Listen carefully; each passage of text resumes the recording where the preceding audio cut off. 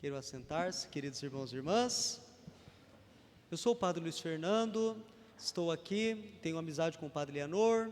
Essa noite estava sem missa, vim para ser o coroinha, mas aí ele pediu que eu celebrasse, então estou aqui com alegria pela primeira vez presidindo uma Eucaristia nesta comunidade. Eu trabalho no seminário propedêutico e então eu vim aqui com uma rede para ver se eu laço algum piá. O Rafael eu já fiz um convite, né? Porque a minha missão é essa, levar meninos para o seminário. O pai dele seu pai é aquele de azul ali? O de branco? Opa, então, estão os pais aí, né? Eu já lancei a rede, agora se vocês abençoarem, pode dar mais certo. Então a minha missão é essa, e também auxilio na catedral.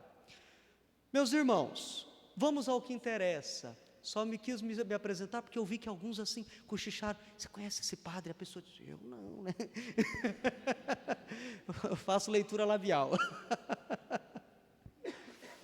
Somos envolvidos neste final de semana por uma certeza. Nós tivemos a alegria de escutar um dos salmos mais conhecidos da Bíblia, o Salmo 22. E nós cantamos e rezamos isso. O Senhor é o pastor que me conduz. Essa expressão é muito forte.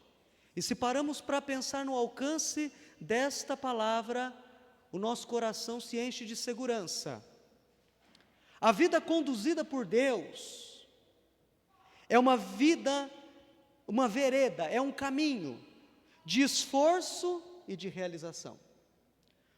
Porque Deus não nos conduz para os caminhos mais fáceis. Se você diz que Deus é o pastor que te conduz, coloque isso na cabeça. Deus não te conduz para os caminhos mais fáceis, mas Deus te garante conduzir para o caminho mais seguro. É isso que dizia o Salmo. Ele me guia no caminho mais seguro, mas às vezes tem o vale tenebroso. E Ele nos garante estar conosco. É esta segurança. Ele permanece conosco na jornada como um bom e fiel pastor.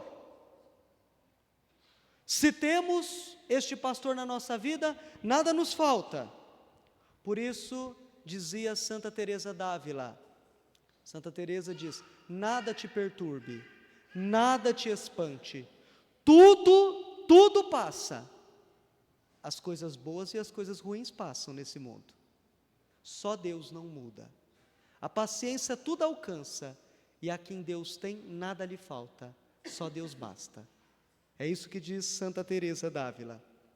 Por isso, unidos ao salmista, nós também queremos proclamar, ele restaura as nossas forças. Veja que palavra bonita para começar a semana, porque o domingo para o cristão não é fim da semana, é início da semana, é princípio, é ponto de partida para tudo aquilo que a gente vai viver. Então nós estamos começando a semana dizendo, se alguma coisa descarregou a nossa bateria, alguma frustração, alguma tristeza, esse corre-corre doido que a gente tem vivido, e desde o tempo de Jesus era assim, os discípulos não tinham tempo nem para comer, escutamos no Evangelho, Ele restaura as nossas forças. Então o Senhor, esta noite, restaura as nossas forças para iniciarmos a nossa semana. Compreendendo a nossa existência como uma grande missão, ninguém vem a este mundo a passeio, Deus nos quis aqui, a nossa vida é missão. Compreendendo a nossa vida assim, é oportuno recordar o convite de Jesus aos seus apóstolos, aos seus enviados. Vocês escutaram semana passada no Evangelho que Jesus mandava os apóstolos aos tantos lugares para a missão, e hoje eles voltam contar para Jesus tudo aquilo que eles tinham feito. E Jesus dá um conselho para eles: vinde sozinhos para um lugar deserto e descansem um pouco. Aqui fica muito claro que Jesus tem um cuidado e uma sensibilidade para todos os que assumem a sua responsabilidade batismal, todos os que querem ser discípulos missionários. Quem trabalha na igreja de vez em quando cansa, quem está nas pastorais, nos movimentos, cansam. Quem quer viver o batismo cansa. E Jesus é preocupado conosco, com esse cansaço. Mas ao mesmo tempo, existe outra coisa aqui nesse Evangelho que a gente precisa considerar. A necessidade que temos de voltar a Jesus e nele descansar. A própria ação de Jesus ensina que Jesus não era um ativo que contemplava. O que é? Alguém que fica fazendo coisas e daqui a pouco para rezar. Jesus é um contemplativo que age. Por quê? As ações de Jesus sempre foram antecedidas e inspiradas por uma atitude regular de oração. Aí eu pergunto para você, meu irmão, é o que a palavra de Deus hoje está te questionando. Você é uma pessoa que reza? Você reza como ponto de partida para as suas atividades, ou você é daqueles que reza se sobra tempo? Quem reza quando sobra tempo nunca vai ter tempo para rezar, e sempre vai estar refém dos seus cansaços. Jesus está pedindo para nós pausas importantes, não pausas ociosas, pausas restauradoras, pausas para oração. É isso que Jesus diz. Sem a oração, os nossos passos enfraquecem, as nossas ações vacilam. O gesto de voltar a Jesus e lhe contar tudo que haviam feito e experimentado é tão importante quanto sair em missão. É tão importante parar para rezar quanto levantar e trabalhar. Tão importante quanto uma coisa e outra. São ações indissociáveis. É isso que Jesus está nos ensinando. E sobretudo quem trabalha na igreja. Porque quem trabalha na igreja é mais tentado. Quem está mais perto de Deus. Eu imagino que quem trabalha para Deus nas pastorais, nos movimentos, tem que estar um pouquinho mais perto dele para ajudar os outros também a chegar. Será sempre mais tentado. Por isso precisa rezar mais, para estar mais blindado. Nos recorda um importante documento da igreja chamado Documento de Aparecida. Ele diz assim: a oração pessoal e comunitária é o lugar onde o discípulo é alimentado pela palavra e pela Eucaristia. A partir daí nós cultivamos uma relação profunda de amizade com Jesus e podemos assumir a vontade do Pai.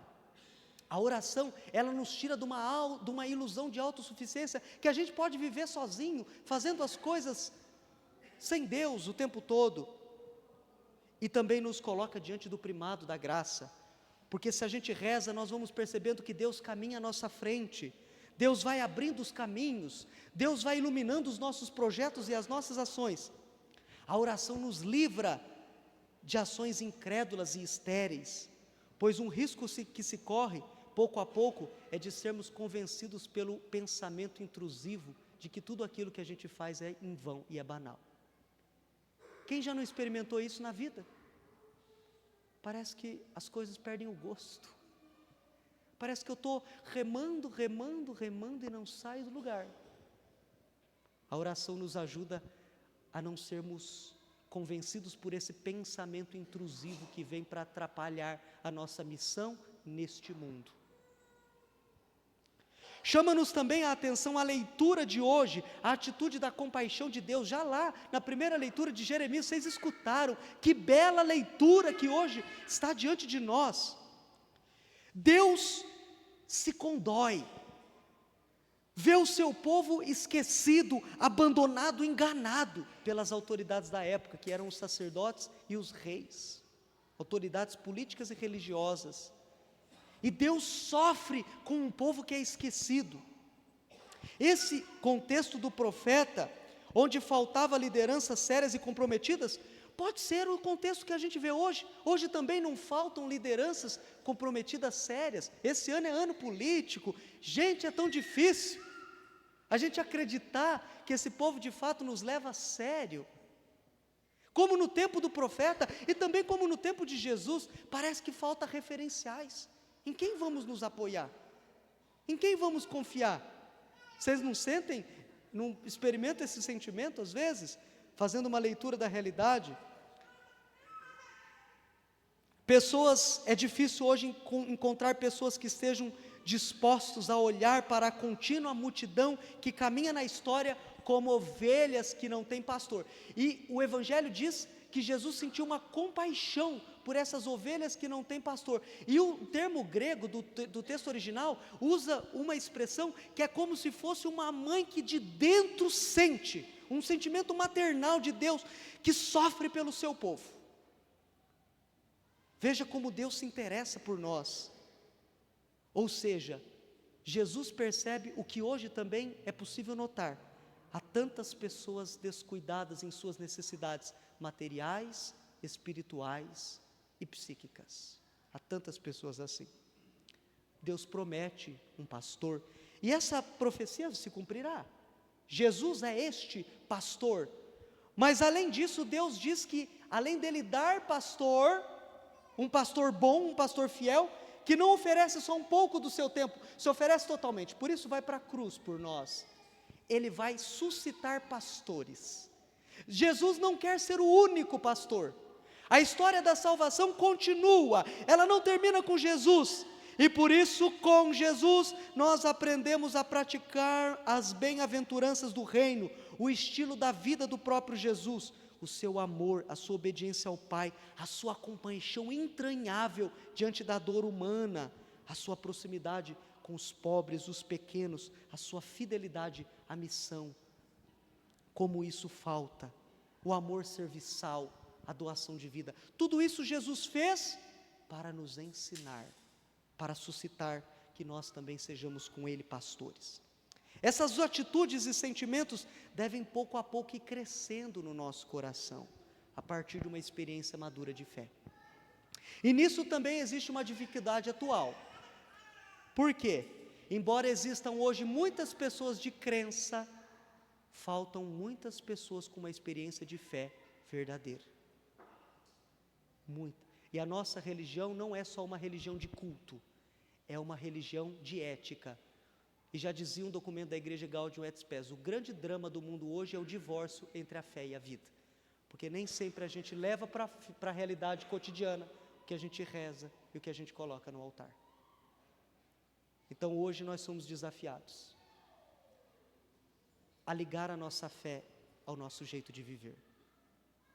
E que isso faça brotar no nosso coração uma profunda sensibilidade. Como é bom deixar o coração ser inspirado pela bondade de Deus. É isso que hoje a palavra está nos chamando a atenção. Então, deixemos o Senhor nos orientar pela sua palavra. Há 3 atitudes, para terminar. Sintetizando, as 3 ideias principais. Que o entusiasmo daquela multidão, vocês viram que os discípulos foram descansar e a multidão descobriu e chegou lá antes? Que esse entusiasmo das pessoas que encontraram de fato alguém preocupado com elas e queriam Ele o tempo todo, com aqueles discípulos, que Ele nos mostre a fome e a sede que a humanidade tem de Deus, e nos faça acreditar na nossa missão. É preciso de fato levar Deus às pessoas. Leve Deus às pessoas, leve Deus no teu trabalho, leve Deus às pessoas precisam, e às vezes não conseguem nem se perceber do que elas precisam, estão vazias, é Deus que elas precisam, mas elas não são capazes de perceber. Leve Deus. A humanidade ainda é uma multidão sedenta e faminta de Deus.